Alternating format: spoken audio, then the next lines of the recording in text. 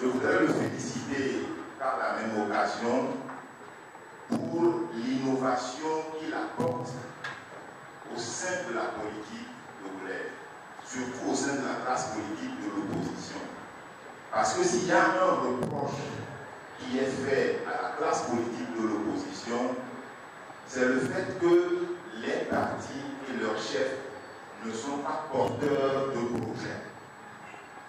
Depuis pratiquement 24 ans que nous faisons cette lutte pour prendre le pouvoir et consacrer l'alternance politique au Togo, nous n'avons pas souvent vu de projet de société.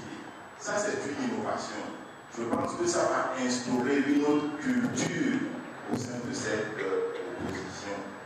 Parce que souvent, le projet de société des partis politiques, c'est l'alternance et le changement. Je crois qu'il faut aller plus loin que ça et proposer ce qu'on entend faire pour le peuple si jamais on arrivait au pouvoir. Donc, mes félicitations pour ça. Alors, deux inquiétudes que je voudrais partager.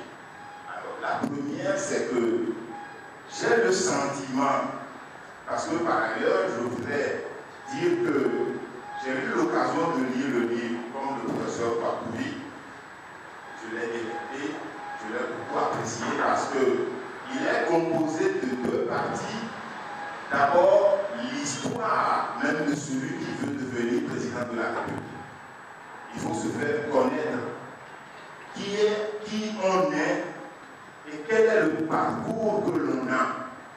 Et ça a été révélé dans ce livre-là. Et la seconde partie a été consacrée à ce qu'il entend faire si jamais il devenait président de la République.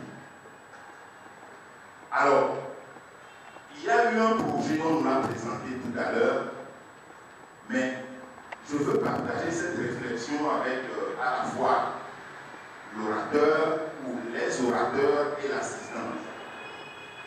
Souvent, j'ai le sentiment que le projet, ce sont les intentions qu'on a envie de mettre en œuvre. Alors, on les liste, mais je pense qu'il est important aussi de dire quelle est la part du faisable par rapport aux ressources que nous avons.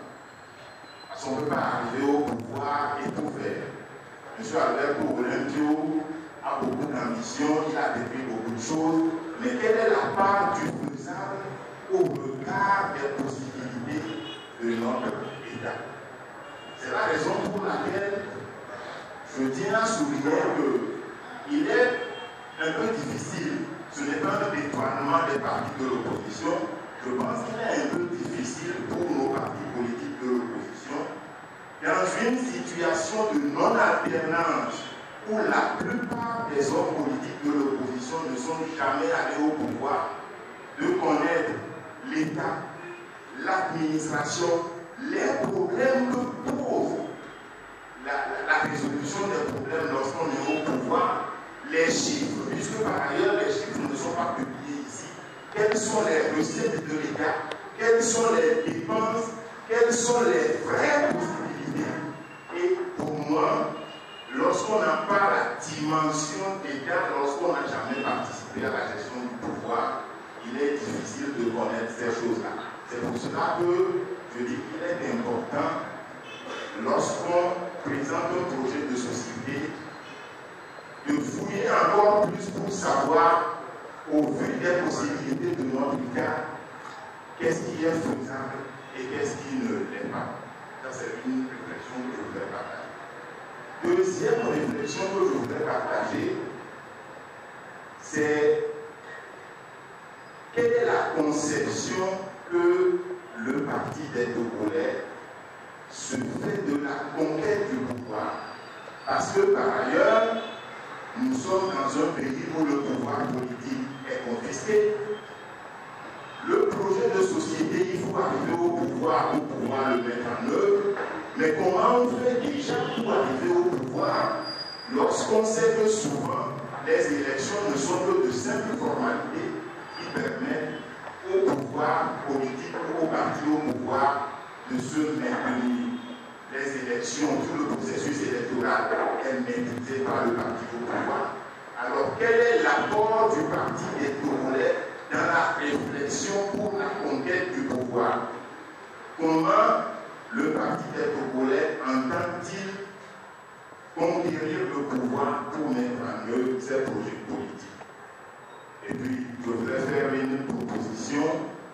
On dit souvent que quand vous voulez cacher quelque chose aux populations africaines, il faut les mettre dans le livre. Quand vous voulez cacher quelque chose aux Africains, il faut le mettre dans un livre. Ça veut dire que les Africains ne lisent pas. Alors je proposerais que la partie qui concerne le projet de société du Parti des Togolais soit mise dans une petite brochure qui soit accessible à tout le monde, de manière à ce que ce beau projet qu'on vient de nous présenter puisse être diffusé et vulgarisé dans le bien de tout le monde.